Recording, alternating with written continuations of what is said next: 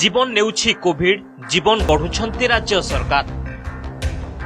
Covid जोगु अनाथ शिशुंको तालिका बढ़िबारे लागिछि।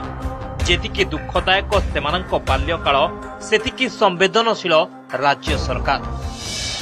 एजे आशीर्वाद योजना रे 5000 रु अधिक अनाथक बैंक अकाउंट को सहायता अर्थ प्रदान करा जाइछि। उभय बापा मां को हराइथिबा शिशु को 2500 टंका और जन को हराइथिले अकाउंट को जाउछि 1500 टंका। सेहिपरि शिशु जत्न अनुष्ठान ने थिबा शिशु पाउछंती 1000 टंकार सहायता। एहार कार्यकारिता नै पुरी जिल्ला रे समीक्षा करिछंती महिला और शिशु कल्याण मंत्री टुकुनी साहू। 528 आवेदन भितरु 117 सहायता पाइथिबा बेले आहुरी 112 जन को भी टंका मिलिबो।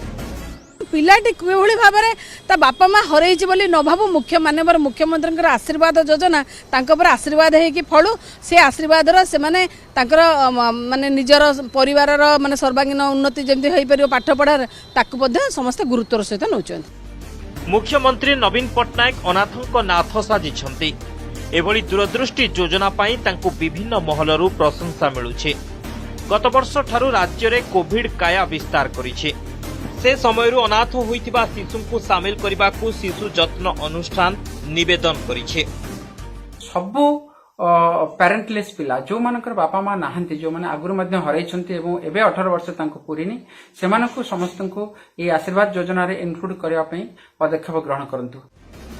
अनाथ शिशु को पाठ पढ़ा पई ग्रीन पैसेज योजना करा जाइछे।